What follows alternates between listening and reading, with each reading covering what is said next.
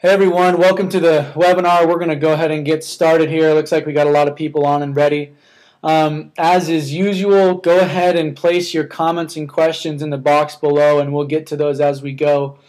Today's webinar is titled Structuring Life Insurance for Private Banking and Case Study. That may not be the exact title, but we're close. But anyway, what we're going to talk about is how life insurance is structured for this strategy, as well as an actual case study, some numbers on how that works, and so that's kind of our topic today. If you have not attended another webinar, or if you are not familiar with this strategy, you may consider attending one of our first two webinars, because this is going to be a very in-depth analysis on life insurance. You might be a little bit confused about what we're talking about. But that being said, we're going to go ahead and go into it. We're going to start with what we call the 10-minute lesson on life insurance. And what I'm about to show you is probably going to show you and teach you more about life insurance than anyone you know, including agents and other financial advisors. Most people do not understand how this product really works, and that's what we're going to talk about. So let's assume that you need some sort of life insurance coverage. We'll talk about a $500,000 death benefit. Keep in mind, this is an example. This doesn't apply to everyone or in the exact same way, but the idea is sound. So when you go on the search for a $500,000 death benefit, what you're going to find is that there's a minimum that you're going to have to pay for that coverage. But what most people do not know or have never heard of is what is a maximum on that same death benefit. Meaning there's a minimum amount that you can put in and there's a maximum amount that you can put in for that particular death benefit. Now let's talk about these minimum and maximum areas here. Who do you think sets the minimum? And if you guess the insurance company, you're probably right. You are right. The insurance company is the one that determines how much they're going to need from each individual policy owner in order to pay out this death claim if something were to happen. Now the maximum, let's talk about the maximum. I'm going to let you guys type in the box there who you think sets the maximum here. But yeah, what do you think? Who do you think sets the maximum? Some of you probably already, yep, looks like some of you already know it. But who do you think sets the maximum? Yep, we're getting a couple of responses. Looks like most of you got it. That's right, it's the government. This in some degree or another. Yeah, the government is the one that sets the maximum on how much we can put in for this particular death benefit. Now, between the minimum and the maximum, there are infinite product designs. You go to any insurance agent out there, you're going to find, every agent will bring something back different. Every company will bring something back different. There are a lot of product designs in between the minimum and that maximum. So let's talk a little bit more about what this maximum means. Let's say we go over it. What happens? Well, in the 1980s, the government instigated something that we call the MEC. And basically what that does is if we go over and above this maximum, those dollars are treated just like qualified plans. So the reason that the government is involved is for no other reason than taxes. And you probably thought that to some degree or another. Not a lot of accounts have maximums like life insurance does. And the reason that is because there's a lot of tax advantages when done properly, and the government has limited the ability to take advantage of a lot of that those tax advantages. So let's say we go over and above this maximum. Like we said, it becomes just like a qualified plan. It's it's taxable if you take it out or you borrow against it. You have 59.5 rules. You have minimum distributions. It is exactly like any other tax qualified account. They want you to play by their rules and ultimately not be able to shelter all those dollars from taxes. Now let's talk a little bit for a second about the idea of qualified plans. So if I ask you what does a qualified plan do, most of you will say they defer the tax. And that's correct, and I just want to suggest maybe a different word there that I like to use. And that is that they postpone the tax and the tax calculation. So you're not just postponing today's tax and paying that tax down the road, you're paying that tax plus whatever that tax grew to over that period.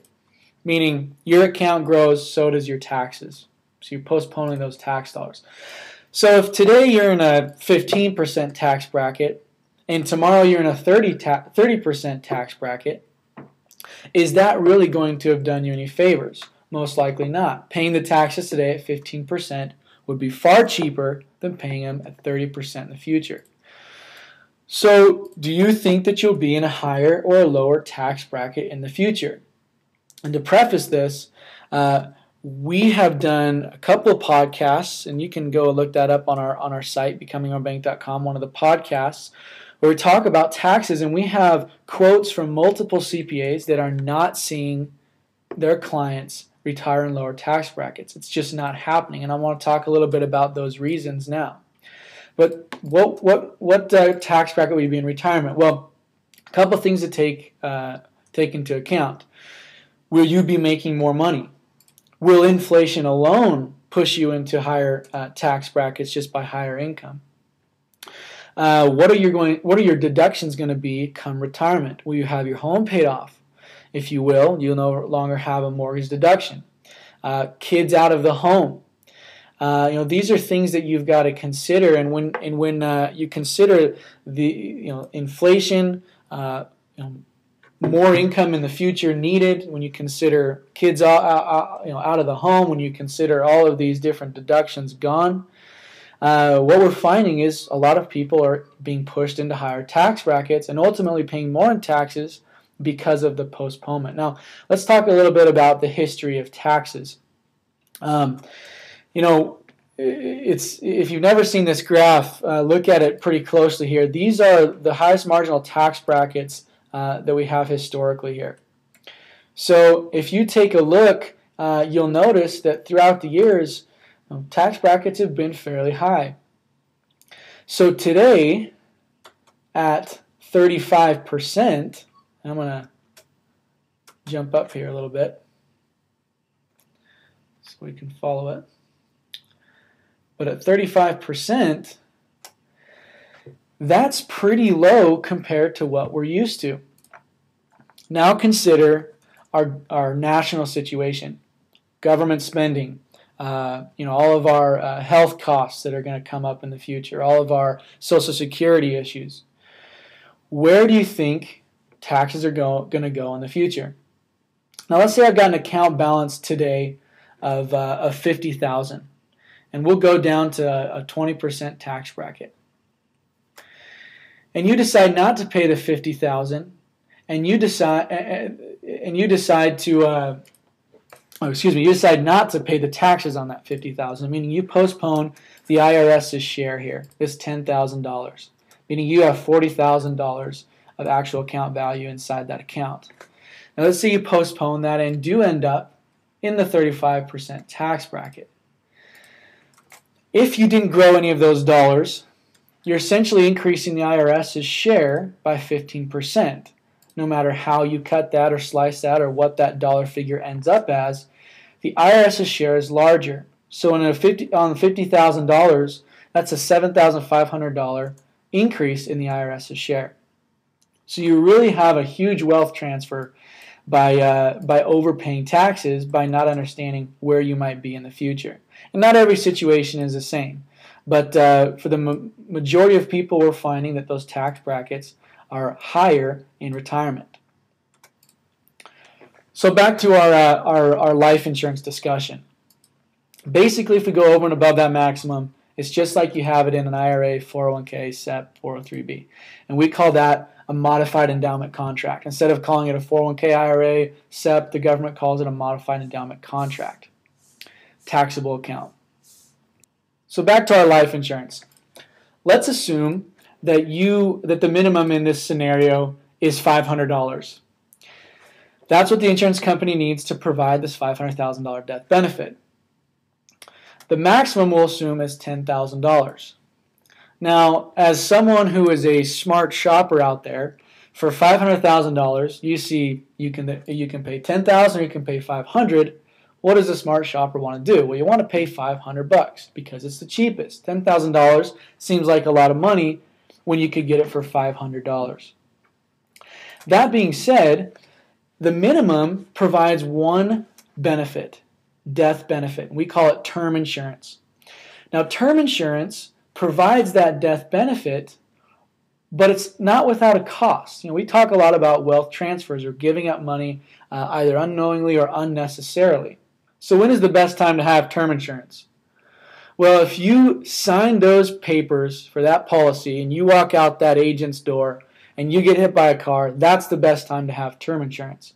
Because every month's payment or every year's payment is gone and never can come back. That's a wealth transfer. So let's take a look at this for a little bit deeper here. So let's assume that you're going to purchase a $500,000 term policy at age 42, and you're going to purchase that for 20 years. Okay? Now at age 42, we're going to assume that that's $500 of premium. We're going to do that for 10 years.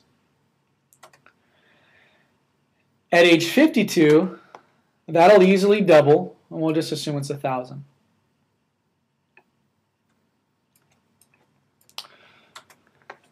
So by the time that you have purchased 20 years of coverage, at age 85, that cost or that opportunity cost on those premiums is $73,608, meaning you've paid $15,000 in actual premium, but you've lost $73,000 in opportunity cost.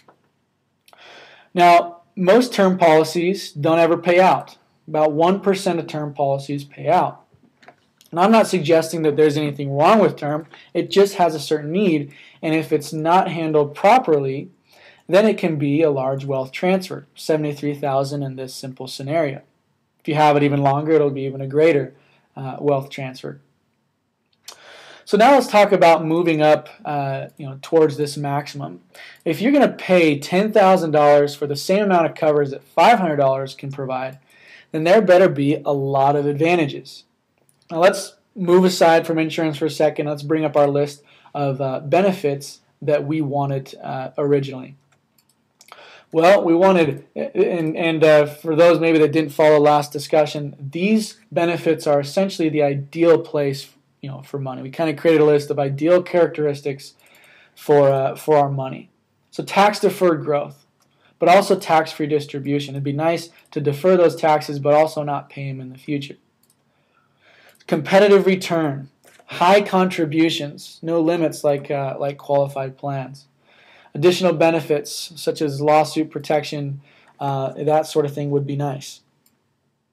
Collateral opportunities, like we talked about, and we want the ability to borrow against our dollars or collateralize our dollars to allow for continual compounding. Safe harbor, want some extreme safety in those dollars. No loss provisions, guarantees, knowing that our money will not decrease. Guaranteed loan option, no matter what our scenario, whether I lose a job or my credit's gone down the drain, that loan needs to be guaranteed option, not based on those things. And then the payments on those loans need to be unstructured to accommodate my circumstances as well. Liquidity use and control, ideal as well, and deductible contributions. Now back to life insurance. For us to get all of the benefits that we want, meaning that whole list minus the deductible contributions like we talked about last time, meaning we got to pay the taxes sometime to get rid of them today as opposed to in the future higher tax brackets. Well, most people when they shop for insurance are shopping for this minimum for the most amount of death benefit. But in order to have all of these advantages that we want, tax-deferred growth, tax-free distribution, competitive returns, high contributions, all of these advantages, we need to bring down the death benefit, kind of do this exactly opposite, bring down the death benefit and increase the amount of premium. By doing so, we create a situation where we have all of these living benefits. Now, this is what we call a maximum efficient contract. Okay? This is a type of contract or policy that will give you all of these benefits that we want and need for our money. Now, the difference here that I want to point out is with this minimum, yes, it's cheaper. We don't get any of the benefits of having our money there. We don't have any cash value, all those sort of things. But this is a wealth transfer. As money is paid into term insurance and it is not, utilized, that's money out the door. That is money that is a lost wealth transfer to us. This side of the coin, however, the most amount of premium we put in gives us an ability to grow our money, have tax advantages, all these sort of things that we want for our money anyway, without the cost of insurance that is a wealth transfer. Meaning we have our money in that ideal location and we get the death benefit as well, but it doesn't cost us out the door every month that'll never be used again. So we eliminate a wealth transfer by doing that. But let me ask this question. We've already talked about the fact that there are really no other accounts that have this type, these types of benefits. It just doesn't exist. But assuming that all of these benefits exist, the question has to be, well, how much of your money do you want to put in this type of an account? And for me, the answer is simple: as much as I possibly can. When you put money into a life insurance contract like this, you maximize these benefits. But these benefits are huge. The ability to access dollars is huge. It gives me the ability to move my money from my life insurance into other greater investments if I have them. It gives me the ability to purchase things like we talked about, recapture dollars. So that being said, that's really what we're trying to accomplish, is get all of our dollars in up until this maximum without going over. And that's where our specialty comes in, creating the design, creating the ability to maximize these contracts and ultimately have all of these living benefits. Now, one more thing to keep in mind is because we're decreasing the death benefits, increasing the living benefits, what happens is as you add more and more dollars to this contract, there's nothing that the death benefit can do but go up. I mean, if you add dollars into a policy and your cash value keeps going up and the death benefit stays the same, your cash value will ultimately be greater than the death benefit, and that's not insurance, and that's not legal. So the insurance company has to actually continue to grow your death benefit as your cash value grows. So throughout the life of your policy, you're going to have a death benefit that constantly grows as well. The longer you have it, the more value it will be to you and your family. Now, that being said, let's go ahead and look at a couple of case studies.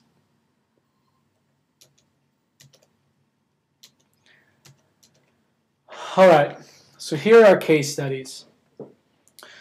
So I want to bring up first an illustration that we're going to look at a 35-year-old, just non-tobacco, just standard, and we're going to look at a particular policy, this one here first, that is more of a traditional type policy. This is normally what you'll see, and really this is why people have a hard time getting excited about life insurance, is because this is how life insurance is normally discussed and sold.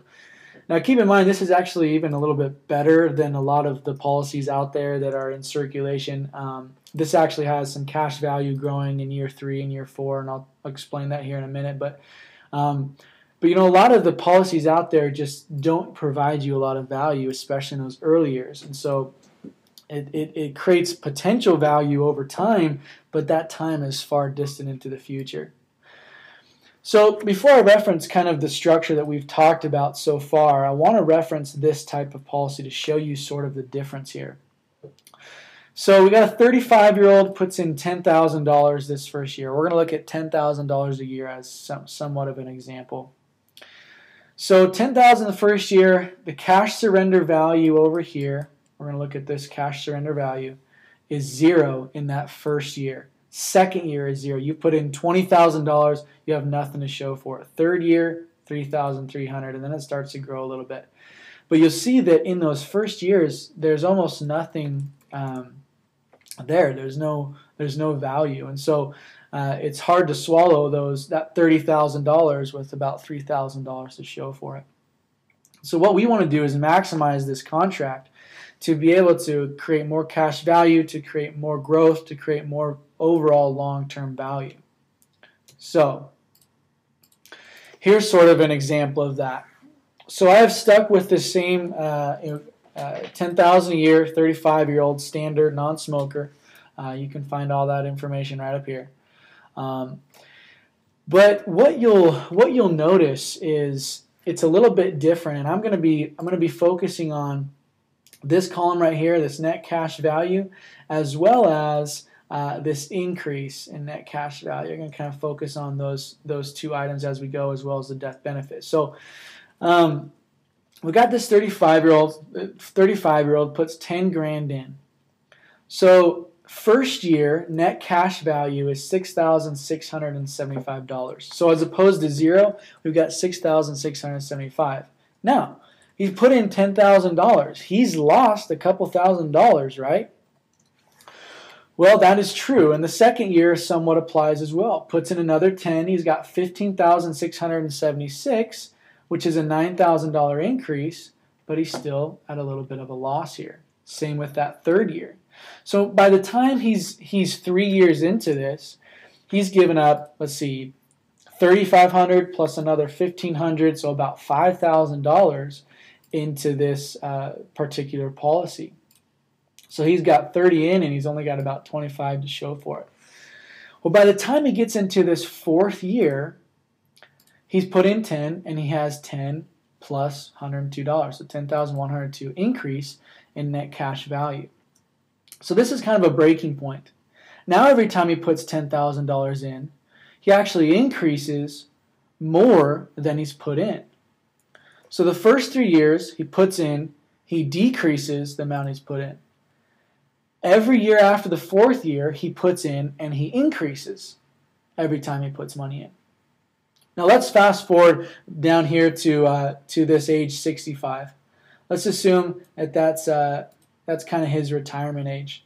And again, this varies from person to person. If you're 45 or 55, it applies differently, but life insurance is a long-term strategy. And so it may take a 35-year-old 30 years to realize what I'm going to show you, where it might take a 45-year-old 20.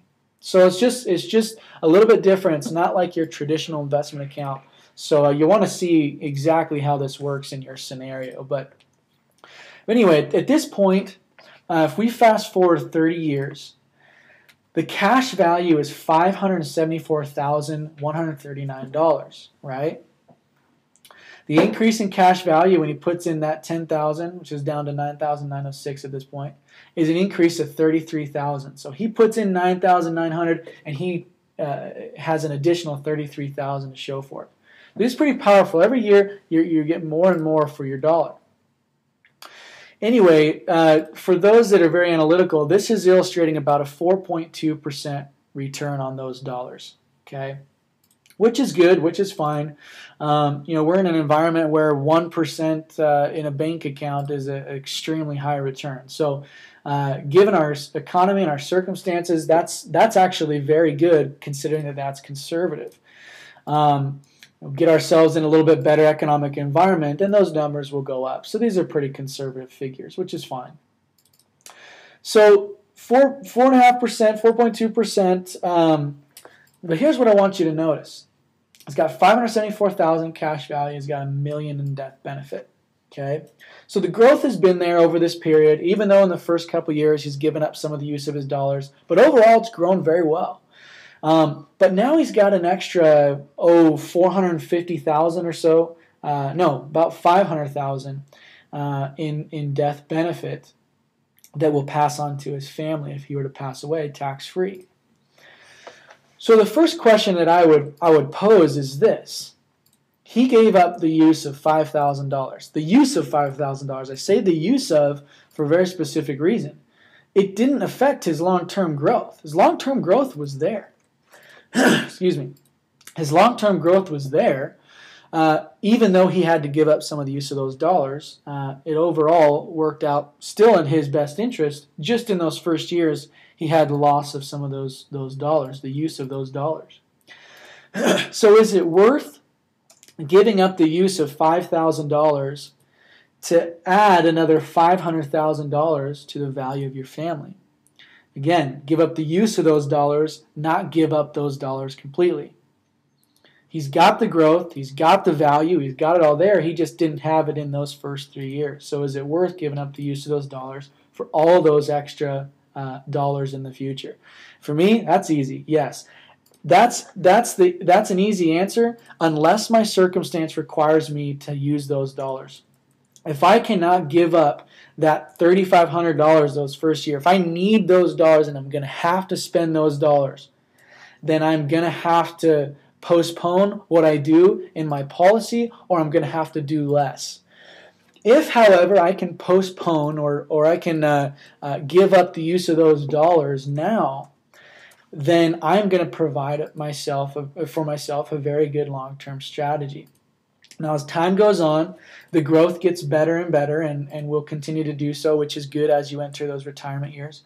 But the growth will become more and more efficient, and the rate of return will become greater and greater. Now, I talk about rate of return only because it's of interest, and it's what people want. It's what most people want to hear, or are used to hearing, I guess I should say. But let me make this very, very clear. This is not rate of return based. This is not investment based. Okay, this is your private banking system. This is very key here.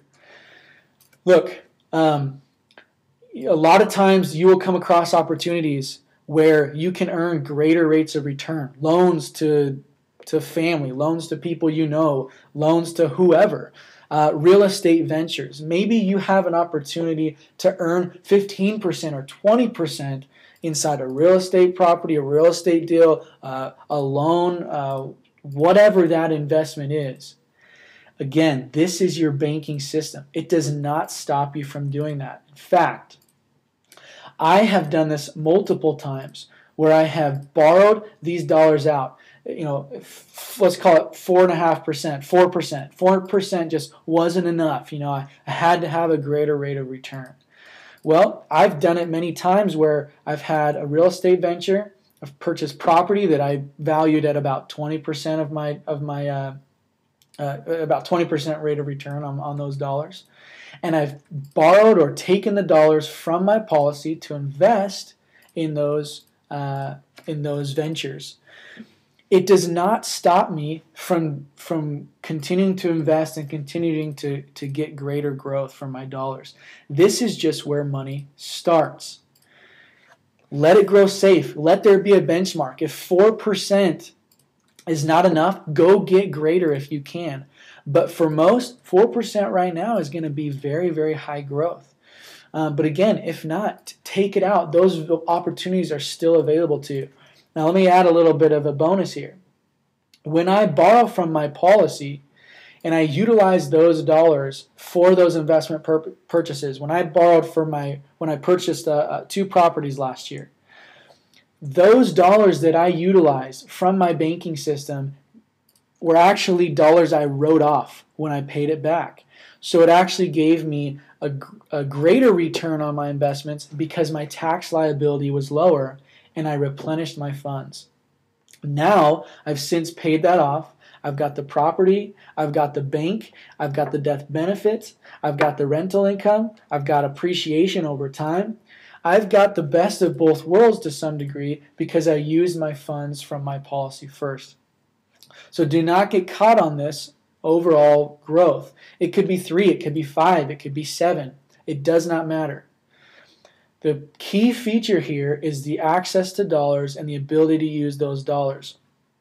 And inside your personal finances, when those dollars are utilized and then they're replenished over time, and when you're able to collateralize your policy to take out loans from the insurance company, and you're able to increase your cash value and your growth no matter what you do, continuously compounding those dollars, that is going to create a lot of long-term value.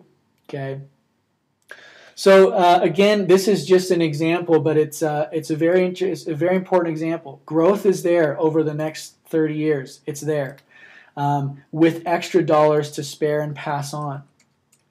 Now, this particular individual was probably not worried about paying for term insurance. Again, term insurance, as you go through the years, is going to become more and more expensive, whereas this is going to become more and more efficient. This isn't transferring money. It's not a wealth transfer like those term costs are. Out the door, never seen again. It's dollars that are utilized and put to better use, and ultimately you're able to use them for whatever it is that you want to. So that kind of wraps up our case study here, but I wanted to illustrate some of those things. If you've been on the last 3 webinars, the intro, you've been on the nuts and bolts of infinite banking, and you've been on this, you're probably at a point where you need to be thinking about if this is right for you or not. And for some of you, it's not.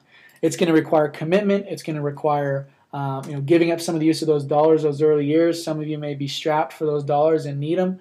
It's going to be, those are some of the things you're going to want to consider. But give me a call. Let me know. Let's talk about it, because it's a phenomenal strategy for those that it fits. Now, one last thing in fact, we got a question about it, is about paying premiums. It shows $10,000 a year for the next 30 years. Want to address, and we got a couple of questions here about, 7 years. Can I fund it for 7 years, or do I have to fund it all these years? You do not have to fund all these years. In fact, the second that you stop adding premium, which could be in any year you want to, 5 years, 20 years, 30 years, 50 years, the second that those premiums and those savings dollars are no longer there, whether that is an emergency where you lose a job, whether that is just retirement, whether that is whatever that might be, these are one of our greatest specialties is the ability to manipulate these policies to eliminate premium and to continue to grow the cash value. In fact, grow it quicker at sometimes when it works that way. So yes, you can fund it 7 years. You can fund it 20 years. The thing to keep in mind is this is one of the best places to have money. We've talked about the advantages. We've talked about those things. So you want to save as much as you can, knowing you can always access it. I mean, look at year 20. You put in that $9,900, and you have an increase in net cash value of $22,000. You want to keep putting your money into that scenario where every time you put it in, it's worth a lot more. So keep that in mind, that you want to fund it as long as you can, because those are savings dollars. Those are dollars you can use for purchases now, for investments now, for opportunities in the future, and certainly for retirement. So that kind of wraps that up. We're going to get into some of the questions here. A lot of these questions are very specific, but let me reiterate something. You're certainly going to be able to adapt this to each of your different situations. Death benefit might be different. Premium might be different. The premium is what we structure it around. So you see the $294,065 death benefit that first year. That's based on the $10,000 premium. That could be a $20,000 premium. That could be a $50,000 premium, $100,000 premium. There's no minimum and there's no maximum. We structured around that contract premium. So keep that in mind. This is just an example. $10,000 is not the actual limit. It's the limit based on this particular death benefit. So another question here about the MEC. So the MEC in this scenario is the $10,000. In fact, let me scroll down here. Let me show you how efficient this particular policy is. So we want to get right up to the MEC, right? We want to put the most amount in for the least amount of possible premium. So we want the modified endowment contract to be just above $10,000, right here. The modified endowment premium is $10,000.03. So we're literally as much as we possibly can under government provisions. So a modified endowment contract premium, meaning if you go over $10,000.03, it will be a modified endowment contract. But that's a fixed number at this point for this policy. So we don't want to go over and above $10,000. But that's an easy number to remember. Not to mention that if you do go over, you pretty much have to tell the insurance company that you want to make it a modified endowment contract, because otherwise they will send your premium back. So you have to want to do it to be able to really do that. There won't be a lot of accidents. So are there any other questions? Again, shoot me an email if you have specific questions, or give me a call. We can go into those. In fact, after this is done, after we wrap up here shortly, I'm going to forward you to another page that is going to give you my contact info and the ability to contact me. And so hang tight if you want to give me a call or shoot me an email, and we can discuss your situation a little bit more in depth.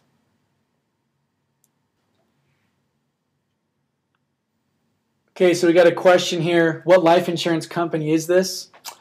So this is Lafayette Life. You'll see right there on the top. Lafayette Life is one of the companies we really like. Reason is they give us a ability to create a lot of cash value, a lot of the benefits that we're talking about. Ability to borrow day one, so they're a great company. They've got 100-year and actually more than 100 years of consistent dividend history, meaning they've paid profits for over 100 years straight. Great Depression, 12 other recessions. So very, very, very, very strong. We can talk more about those specifics. We don't always use this company for everyone, so it just depends on your situation and health and all that kind of stuff.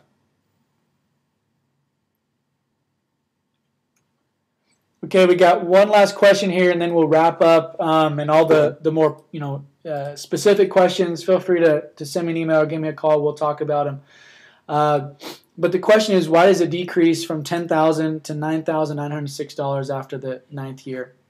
Well, the reason that is the way that we've designed this is it actually it decreases the maximum inside the policy after 8 years, so that we can create even more growth and ultimately create the most cash value we possibly can. So it's really a way to enhance it. Like I said, a lot of behind-the-scenes things going on here to create this structure. It's a very unique structure, very specific and specialized structure. So a couple of things we do in there to enhance the overall growth. Really what we're focusing on here is increasing that net cash value the most it possibly can, and that's what we've done. So we'll kind of wrap up with that. Hang tight. My information will be there, and make sure you give me a call. Would love to talk about what you're trying to do and help you decipher if this is something for you or not. It is not for everyone, but it's certainly for a lot of people that are out there right now struggling and trying to figure out what's going to be best for them. This is a great strategy. Just so you guys know, I use this heavily. I personally have 2 policies that I heavily fund, and within the family over here, we have about 12 policies, maybe a couple more at this point, but very, very heavily adopted in our family, and we love it. It's safe. It's conservative. It works as it's shown. There's just never any surprises. It's very consistent, conservative. So with that being said, thanks for joining me, and hope to talk to you soon. Thanks.